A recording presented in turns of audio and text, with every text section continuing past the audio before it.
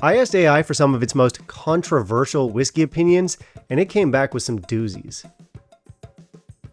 Do people still say doozies? Today, I'm going to be going through some of these with you. I'm going to be agreeing, disagreeing, calling out the nonsense, and injecting my own little hot takes. Some of you will agree, some of you will not, but it'll be interesting. Stick around.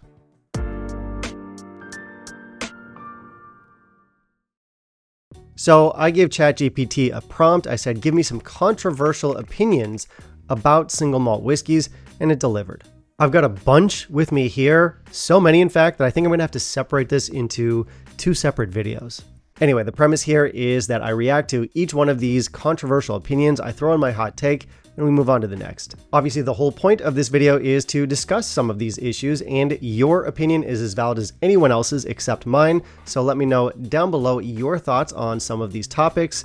I think we might have an interesting comment section for this one. Anyway, it's a Gwhisky video, which means we do have a mystery pour in the glass here, and your hint for today is that this is a peated whiskey from Islay that is 10 years old. It is from a major Islay brand, but it's a 10-year-old that a lot of people don't really pay much attention to. So good luck guessing, and let's not waste any more time. Let's get into some of our controversial opinions. In the meantime, if you will kindly leave a like down below, that'd be greatly appreciated. Controversial opinion: single malt is better than blended whiskey. Agree. I prefer single malt whiskey. Let me explain. Most blends out there are rounded, they're smooth, and they have a general character in mind when they're being put together by the master blender, the brand, whatever. So they're going for smoky, fruity, etc. Now, I'm going to start speaking personally here, but once you get a little bit of experience with whiskey, what you start seeking out more than anything else is character. And I think by nature, single malts have their own distinctive character.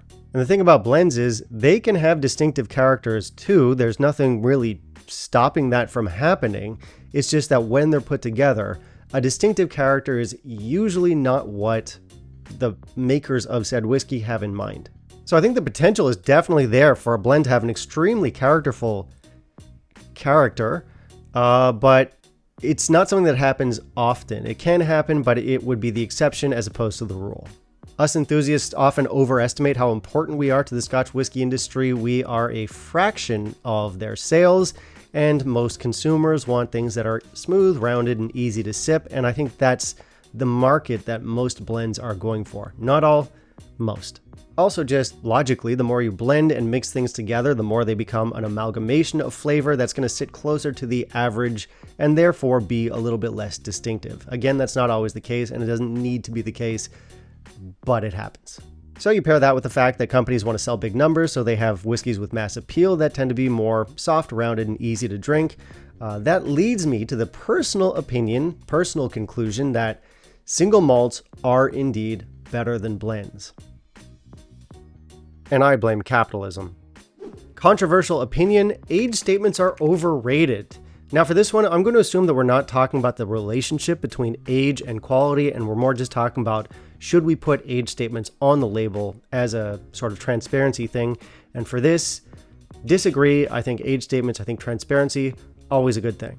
Thing is, this is never going to happen, and I kind of get why, because very young whiskeys are tougher to market. That's just a fact, and it's even tougher to overcharge for very young whiskey, which is something brands love to do. So for me, I'd love to have more transparency, but I don't expect that. I don't think it's going to happen. And listen, there are a few examples of successful 5-year-old whiskeys that get respected for sharing that age statement, for having the transparency.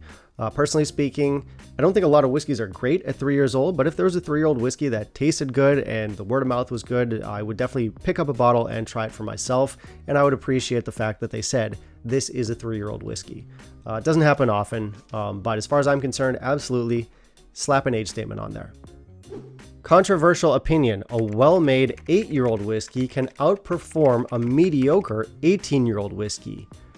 And yeah, I mean, yeah, it can. Agree. And listen, we're putting a couple asterisks on this little situation, aren't we? I mean, it's got to be a well-made 8-year-old, it's got to be a mediocre 18-year-old, and just having the younger whiskey outperform the older whiskey. Absolutely. This is a thing that can and does happen. And I definitely get where they're coming from here. They're going for like the anti-snob angle where age isn't everything, and that is definitely a very valid point to make. But I think most of the time, I would still personally go for the 18-year-old. I mean, unless it was, you know, mediocre. I definitely have had very good 8-year-old whiskeys that I enjoyed more than certain 18-year-olds. It happens. And like, I'm not going to get political or anything here, but sometimes women are stronger than men. It happens. Take, for example, my buddy Andy. The guy has biceps the width of my wrist. He is a very flimsy little man. Put him up against Mrs. Brock, my 1998 high school gym teacher. Andy's getting folded in half. Anyway, I'm not really sure what point I'm trying to make with that, but the point that I'm trying to make with the whiskey is that, yeah, I mean, definitely sometimes younger whiskeys outperform older whiskeys. It's not this rare, weird thing. Broadly speaking, I would still probably go for the higher age statement if I knew nothing else going in, but yeah, younger whiskeys. Like the takeaway is that don't be dismissive of younger whiskeys. That's the big takeaway here. Also, my friend Andy's a pussy. Controversial opinion. Most whiskey drinkers couldn't reliably identify a whiskey's age in a blind tasting. Now, I honestly don't agree with that, although yes, I do, depending on how precise you want us to be. If we're talking specific years, yeah, probably not, but if we're talking ballpark, I feel like I could do ballpark. Like, I definitely know when a whiskey is young. I could probably guess within that sort of window of, let's say, 8 to 12 years, or if it's like a teenage whiskey or a 20-plus-year-old whiskey, I could do the ballpark thing. But if you want us to be super specific, that's not going to happen. No one's going to be like, oh, this whiskey is 16 years, 4 months, 12 days, 13 hours, 54 minutes, and 12 seconds old. That's not going to happen. Obviously, I'm exaggerating, but even just having us guess the exact number of years, really tough. But I do think that if I'm drinking a 16-year-old whiskey, I would probably say, oh yeah, this is probably somewhere between 15 and 18 years old. You know, like I'd give it a window. And I don't think I'd always be right, but I think I would often be right. Actually, that's a pretty fun idea for a video. Just go in blind and try and guess the age range. Might have to do that sometime. So yeah, specific age, exact year, maybe not, but broadly speaking, giving you the age range. I think experienced drinkers probably can do that often. Definitely not all the time. Some bottles taste older than they are. Some bottles taste younger than they are. Some bottles throw you for a loop. But yeah, yes and no for this one. Depends on how specific you want us to be. Controversial opinion. Marketing often influences perception more than flavor. And of course, if you put the word often in there, I can't say I completely disagree. So yeah, agree, but you're making a pretty sweeping statement. I think enthusiasts are more concerned with flavor, and if something doesn't have the flavor, doesn't matter how big the marketing campaign behind it is, people are not going to come back to it. That's enthusiasts. A lot of people don't really know, drink whiskey, they're not enthusiasts, and for that crowd, maybe a different story where you're going for the brand recognition, maybe you're being a little bit flashy at the club, whatever the case. Yeah, I think normies might have a little bit more of that problem. So while a lot of average consumers are fooled by advertising, we navigate by finer instruments. Our palates, honed through years of study and liver sacrifice, perceive distinctions invisible to those dazzled by branding. So while normies get swept away by flashy ad campaigns, we are more concerned with the truth in the glass. And that is why enthusiasts and connoisseurs stand above.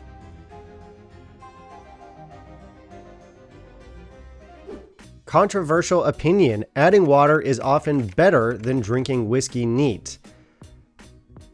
Agree. I often get a lot of shit because I don't tend to add water to my whiskeys, but more often than not, that's more just like a laziness thing. Most of the time, yes, water does open up whiskey. Controversial opinion. The obsession with cask strength whiskey is largely status signaling. I was not expecting this one. Like a lot of these controversial opinions, I could have seen coming. This one I did not expect from ChatGPT just because I'd never heard this. I mean, Like, I know cask strength whiskey is popular, but I don't know who's out there saying cask strength whiskey is popular because it signals status. What? I mean, age is definitely used to signal status. People brag about their 20, 25, 30-year-old whiskeys, and they paid a lot of money for them, so fair enough. And I do think that, yes, enthusiasts might brag about their cask strength whiskeys, but not as like a status thing. If I say, hey man, I've got this bottle of whiskey with me, it's 59%. It's not like, ooh la la. It's more like, this is going to be some intense shit. Cool. So yeah, for me at least, this one's weird. Cask strength being a status flex. Disagree. Yeah, I don't know, man. People just want big flavor. All right, so this next one ties in very nicely with the last one.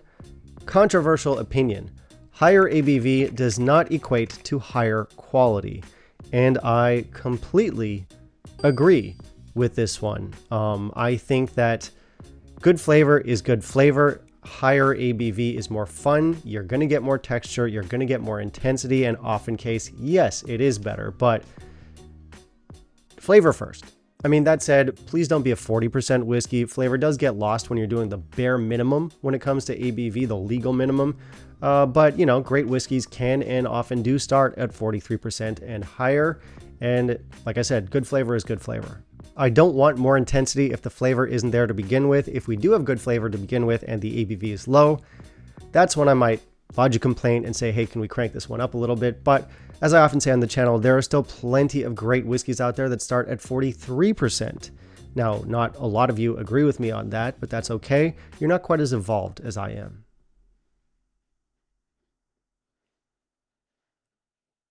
I'm better than you. Controversial opinion. Many limited edition whiskeys are cash grabs. Is that a controversial opinion? I feel like most people would be pretty on board with this one. Yeah, of course they are. Agree. Next. Controversial opinion. Peat is often used to hide flaws. Ooh, this one is a tricky one. Obviously, it's not a flaw if people like it and this whole thing is subjective, blah, blah, blah. But I'm going to agree with this one because I do see where they're coming from. I think the industry often does put out heavily peated whiskeys that are immature, undercooked, not ready, whatever you want to call it. And they do that because they know that the peat will be the loudest, boldest, and most dominant flavor. And because of that, a lot of the youth gets masked. You have this incredibly powerful flavor that overwhelms everything else, and it distracts you from the fact that actually your whiskey is kind of abrasive. So yes, I do think that happens. I'm personally not the biggest fan of certain very young peated cask strength whiskeys. Yes, the peat is a very dominant flavor, but I still get that sort of acerbic bite behind the dominance of the peat. These whiskeys are often loud, simple, and honestly, low effort. Of course, there are some peated young cask strength whiskeys that I absolutely love.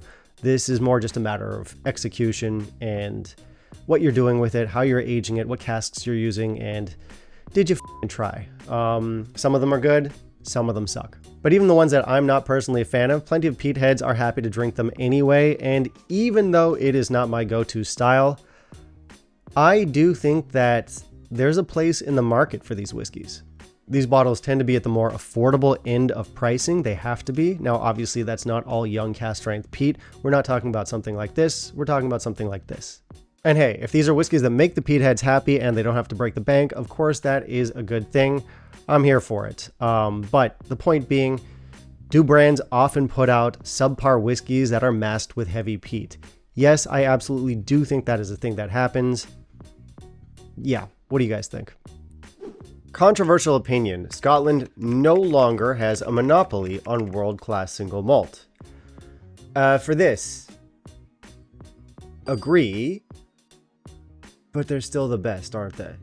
There are loads of challengers out there from loads of different countries, but I still think that Scotland, just because they have so much history, so much experience, and so many classic, iconic distilleries there, I still think they set the standard for world-class single malt.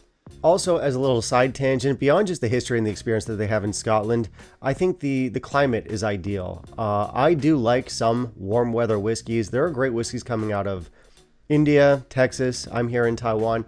Great single malt whiskeys coming out of these places, but they can't match what you get with a 15, an 18, a 20-year-old whiskey that's matured in Scotland. These are slow, time-consuming maturations, but I feel like you get more like subtlety, nuance, delicacy.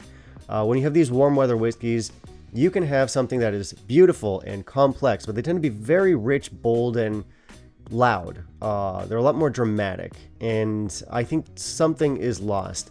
I think the Scottish climate, much like the Japanese climate, Europe, England, I think these kinds of climates lend themselves better to the kind of whiskey that I like to drink personally.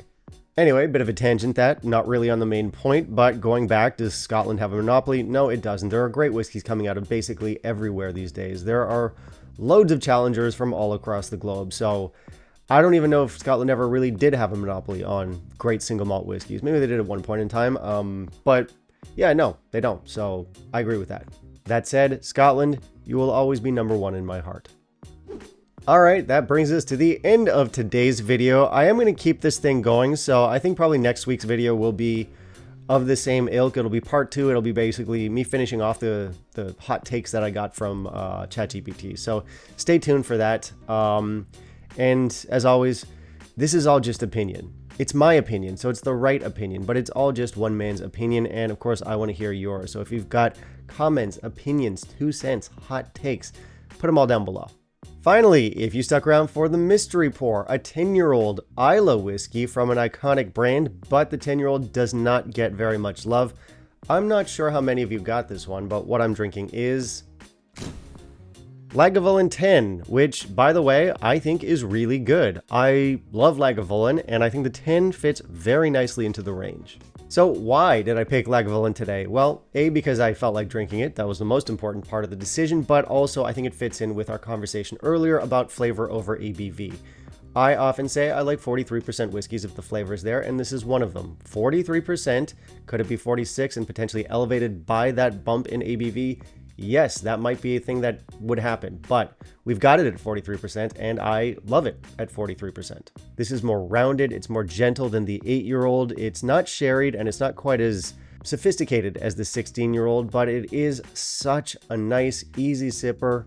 You have the Lagavulin house style, that peatiness. This one leans a little bit mineralic, I would say, but yeah, fantastic stuff, and I do recommend it.